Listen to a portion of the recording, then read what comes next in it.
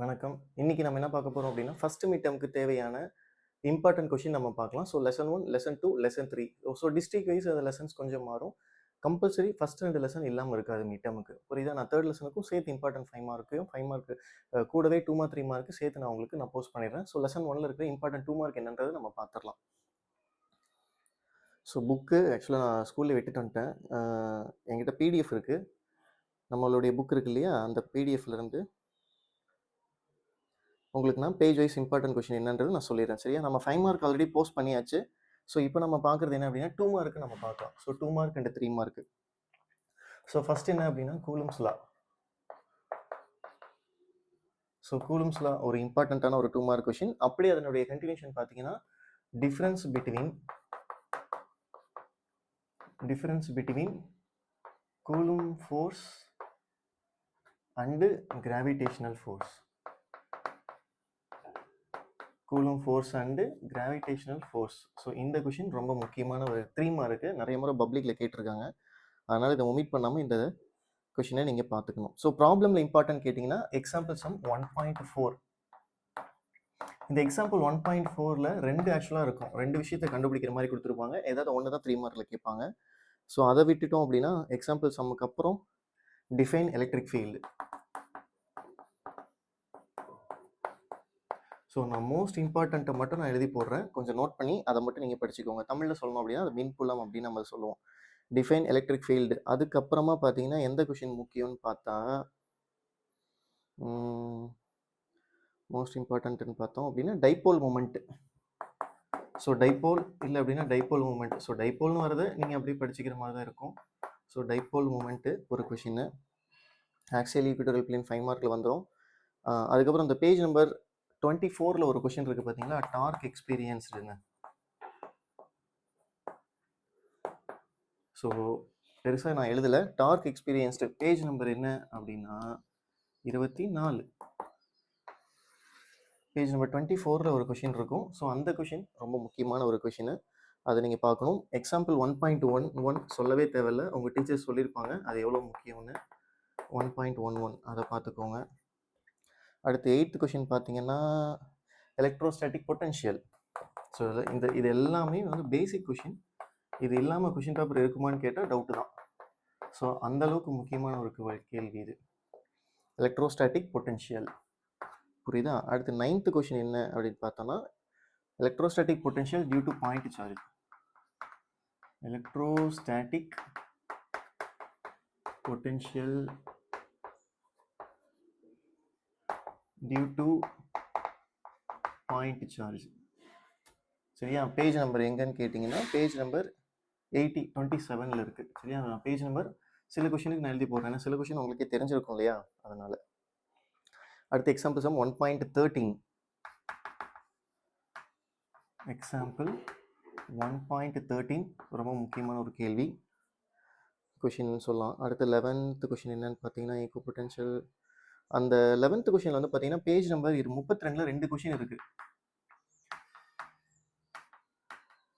Properties of ஈக்குவோ potential surface அப்படின்னு ஒரு question இருக்குது.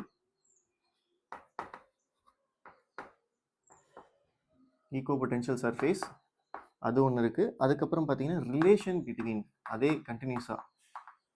So relation between E vector and E and வினா என்னன்னு தெரியணும். சரியா? இனா எலக்ட்ரிக் ஃபீல்டு, வினா எலக்ட்ரோஸ்டாட்டிக் பொட்டன்ஷியல். என்ன சார் புதுசாக இருக்கீங்கன்னு கேட்காதீங்க. Relation between electric field and potential. So இது ரெண்டுத்துடைய பேஜ் நம்பர் எங்கன்னு கேட்டிங்கன்னா 32, 32வது பக்கத்தில் இருக்கும். புரியுதா? அந்த கொஷின் நீங்கள் படிச்சுக்கோங்க. அதை விட்டோம் அப்படின்னா நெக்ஸ்ட்டு அடுத்தபடியாக எக்ஸாம்பிள் சம் 1.16 அந்த வாட்டர் மாலிகுல் சம். எக்ஸாம்பிள் 1.16. அடுத்தது 14ல் எலக்ட்ரிக் ஃப்ளக்ஸ் சொல்லவே தேவையில்லை, உங்களுக்கு எவ்வளோ முக்கியம்னு தெரியும். எலக்ட்ரிக் ஃப்ளக்ஸ் எப்போ படித்தாலும் இதோட ஃபார்முலா எஸ்ஐ யூனிட்டை சேர்த்து படிச்சுக்கிறது நல்லது. அதுக்கப்புறம் எக்ஸாம்பிள் 1.17 முக்கியம்.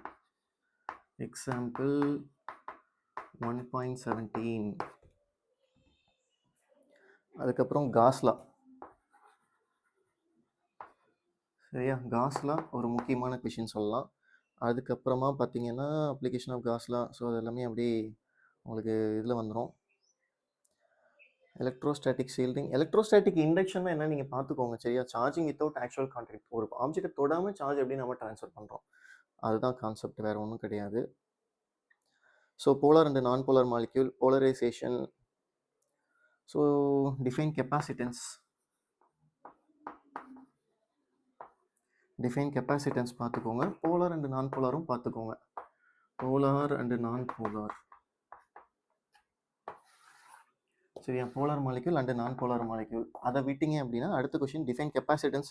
ஸோ கெப்பாசிட்டர் இல்லாத கொஷின் பேப்பரே இருக்காது. நான் அதனால் ரொம்ப முக்கியம் கொடுத்து நீங்கள் பார்த்துக்கணும். ஓகேவா. Capacitance of a parallel plate capacitor. parallel plate capacitor ஒரு முக்கியமான கொஷின். அதுக்கப்புறம் energy stored in capacitor, energy stored in capacitor. அதுக்கப்புறம் அப்ளிகேஷன் ஆஃப் கெப்பாசிட்டரும் ரொம்ப முக்கியம் சரியா. Energy stored application. So capacitor வந்துச்சுனாலே இதை மிஸ் பண்ணக்கூடாதுன்னு நான் சொல்லியிருக்கேன். அதை பேஸ் பண்ணி ஒரு சம் இருக்கும், அதை ஏன் சார் சொல்லலையேன்னு கேட்காதீங்க. எக்ஸாம்பிள் 1.20 புரியுதா. எக்ஸாம்பிள் 1.20 ரொம்ப முக்கியமான ஒரு கொஷின். அதுக்கப்புறம் capacitor in series and parallel நம்ம அங்கேயே சொல்லிட்டோம். அண்ட் தென் பார்த்தீங்கன்னா கொரோனா டிஸ்சார்ஜ். ஓகேவா, அவ்வளோதான். லாஸ்ட்டாக வந்து என்னன்னு பார்த்தீங்கன்னா 23ஆம் கொஷின். ஸோ நான் இங்கே எழுதி போடுறேன். கொரோனா டிஸ்சார்ஜ்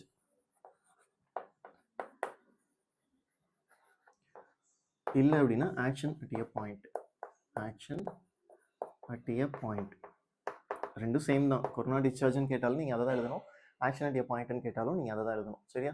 ஸோ லெசன் 1 அப்படின்னு எடுத்துக்கிட்டோம்னா இந்த கொஷின்ஸ் எல்லாமே நீங்கள் கண்டிப்பாக படிச்சிருந்தீங்க அப்படின்னா 2 மார்க் 3 மார்க் உங்களுக்கு ரொம்ப ரொம்ப சிம்பிளாக நீங்கள் அட்டன் பண்ண முடியும்.